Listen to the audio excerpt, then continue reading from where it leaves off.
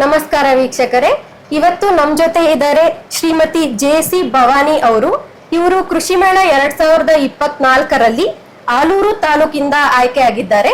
ಇವರಿಗೆ ತಾಲೂಕು ಮಟ್ಟದ ಪ್ರಗತಿಪರ ಯುವ ಮಹಿಳೆ ಪ್ರಶಸ್ತಿ ದೊರೆಯಲಿದೆ. ಇಷ್ಟರಲ್ಲೇ ಬನ್ನಿ ಇವರನ್ನ ಮಾತಾಡ್ಸೋಣ. ನಮಸ್ಕಾರ ಮೇಡಮ್. ಮೇಡಮ್, ನೀವು ಆಲೂರು ತಾಲೂಕ್ನಲ್ಲಿ ಇಟ್ಕೊಂಡು ಇಷ್ಟು ಸಾಧನೆ ಮಾಡಿದೀರಾ. ನಿಮ್ಮ ಸಾಧನೆ ಹೇಗಿತ್ತು ಅನ್ನೋದು, ಎಷ್ಟು ಭೂಮಿ ಇದೆ, ಎಷ್ಟು ವರ್ಷದಿಂದ ಕೃಷಿ ಮಾಡ್ತಿದ್ದೀರಾ ಅನ್ನೋದ್ರ ಬಗ್ಗೆ ಒಂದ್ 4 ವಾಕ್ಯ ನಮ್ ರೈತರಿಗೆ, ಬೇರೆ ರೈತರಿಗೆ ಹೇಳ್ಬೇಕು ಅಂತ ಕೇಳ್ಕೊಂತೀವಿ ಮೇಡಮ್. ನನಗೆ ಮದ್ವೆ ಆಗಿ 15 ವರ್ಷ ಆಯ್ತು. ನಮಗೆ 4 ಎಕರೆ ಇದೆ. 4 ಎಕರೆಯಲ್ಲಿ ಕಾಫಿ, ಮೆಣಸು, ಅಡಿಕೆ, ನರ್ಸರಿ, ಕೋಳಿ, ಹೈನುಗಾರಿಕೆ, ಸಾವಯವದೆಲ್ಲ ಮಾಡ್ತೇವೆ. ಮತ್ತೆ ರೇಷ್ಮೆನೂ ಮಾಡ್ತೇವೆ.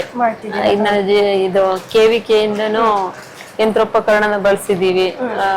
ಕಳೆ ಕೊಚ್ಚೋದು, ಮರ ಕುಯ್ಯೋದು, ಗುಂಡಿದು, ಟಿಲ್ಲರ್ ಎಲ್ಲಾ ಸವಲತ್ತನ್ನು ಬೆಳೆಸ್ಕೊಂಡು ಆದಷ್ಟು ಸಾವಯವ ಮಾಡ್ತಾ ಇದೀವಿ.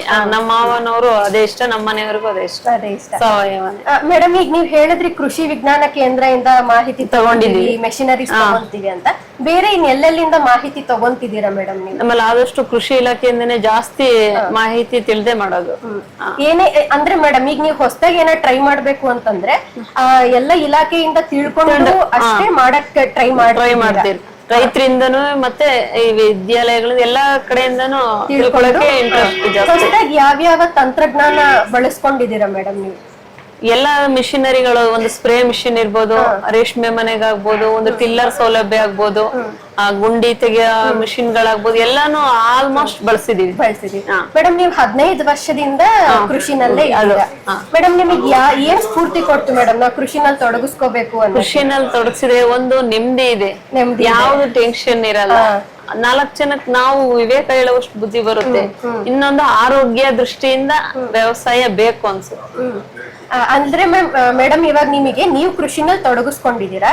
ನೆಕ್ಸ್ಟ್ ಈಗ ಬೇರೆ ಸಿಟಿನಲ್ಲಿ ಬೇರೆ ತರ ಜಾಬ್ ಮಾಡೋರು, ಅವರಿಗೆಲ್ಲಾನು ಎಲ್ಲೋ ಒಂದ್ ಕಡೆ ಮನ್ಸಲ್ಲಿ ಇರುತ್ತೆ. ಅದು ಈ ಕೊರೋನಾ ಬಂದಾದ್ಮೇಲೆ ಅಂತೂ ತುಂಬಾ ಜನ ನಾನು ಕೃಷಿಲಿ ತೊಡಗಿಸ್ಕೋಬೇಕು, ನಮ್ದು ಜಮೀನ್ ಇದೆ ಅನ್ನೋ ತರ ಇದೆ ಅಂತ.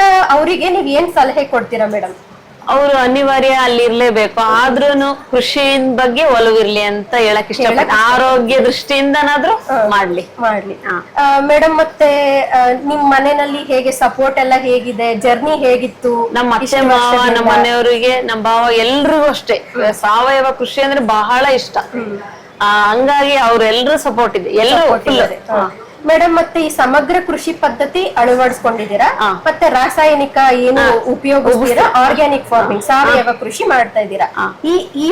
ಇವಾಗಿನ ಜನರ ಸಿಚುವೇಶನ್ ಅಂದ್ರೆ ಇವಾಗಿನ ಪರಿಸ್ಥಿತಿಗೆ ಇವೆರಡು ತುಂಬಾ ಇಂಪಾರ್ಟೆಂಟ್ ಇದೆ ಮೇಡಮ್. ಇದು ಯಾವ ತರ ನಮ್ ಜನರಿಗೆ ಹೆಲ್ಪ್ ಆಗುತ್ತೆ ಅಂದ್ರೆ, ಬೇರೆ ರೈತರು ಮಾಡ್ತಿದ್ದಾರೆ ಬಟ್ ಈ ತರ ಸಮಗ್ರ ಕೃಷಿ ಪದ್ಧತಿ ಆಗಿರ್ಬೋದು ಈ ತರ ಬಳಸ್ತಿರಲ್ಲ, ಅವ್ರಿಗೆ ನೀವೇನ್ ಹೇಳಕ್ ಇಷ್ಟಪಡ್ತೀರಾ? ಈ ಸಮಗ್ರ ಕೃಷಿ ಮಾಡೋದ್ರಿಂದ ಎಲ್ಲಾ ರೀತಿನೂ ಆದಾಯನೂ ಇದೆ. ಎಲ್ರಿಗೂ ಒಂದ್ 4 ಜನ ಕೆಲಸ ಕೊಡೋ ಸೌಲಭ್ಯ ನಮಗ್ ಸಿಗುತ್ತೆ. ಈಗ ನಮ್ಮನ್ನ ನೋಡಿ 4 ಜನ ಕಲಿತಾರೆ ಅನ್ನೋದೊಂದ್ ಹೇಳಕ್ ಇಷ್ಟಪಡ್ತೀನಿ. ಇದರಿಂದ ಆರೋಗ್ಯ ಜನರಿಗೆ ಕೆಲಸ ಅತಿ ಹೆಚ್ಚಿನ ಜನ ಕೊಡ್ಬೋದು. ಮತ್ತೆ ಯುವ ಪೀಳಿಗೆಗೆ ಏನ್ ಹೇಳಕ್? ಯುವ ಪೀಳಿಗೆಗೆ ಆರೋಗ್ಯ ದೃಷ್ಟಿಯಿಂದ, ಅವ್ರ ಆರೋಗ್ಯ ದೃಷ್ಟಿಯಿಂದ ಮಾಡ್ಲಿ ಅನ್ನಕ್ ಇಷ್ಟಪಡ್ತೀನಿ ಅಂತ ಹೇಳಕ್ ಇಷ್ಟಪಡ್ತೀರಾ? ಕೊನೆಯದಾಗಿ ರೈತ ಬಾಂಧವರಿಗೆ ನೀವೇನಾದ್ರೂ ಹೇಳಕ್ ಇಷ್ಟಪಡ್ತಿದ್ದೀರಾ ಮೇಡಮ್? ರೈತರಿಗೆ ದುಡ್ಡು ಅನ್ನೋದಕ್ಕಿಂತ ಅವರ ಆರೋಗ್ಯ ದೃಷ್ಟಿಯಿಂದ ಅವ್ರನ್ನ ಸೇವಾಗಿ ಇಟ್ಕೊಂಡು 4 ಜನಕ್ಕೆ ಹೇಳಿ, 4 ಜನಕ್ಕೆ ಕೆಲಸ ಕೊಡ್ಲಿ. ನೀವು ಇಷ್ಟು ಬಿಡುವು ಮಾಡ್ಕೊಂಡು ತಾಲೂಕ್ ಮಟ್ಟದ ಪ್ರಶಸ್ತಿ ತಗೊಂಡು ನಿಮ್ಮ ಅಮೂಲ್ಯವಾದ ಟೈಮ್ ನಮಗ್ ಕೊಟ್ಟು ನಿಮ್ಮ ಜರ್ನಿ ಹೇಗಿತ್ತು ಅನ್ನೋದನ್ನ ನಮ್ಮ ಹತ್ರ ಹಂಚ್ಕೊಂಡಿದ್ದೀರಾ ಮ್ಯಾಮ್. ತುಂಬಾ ಧನ್ಯವಾದಗಳು, ಹಾಗೆ ಅಭಿನಂದನೆಗಳು ಕೂಡ. Thank you madam.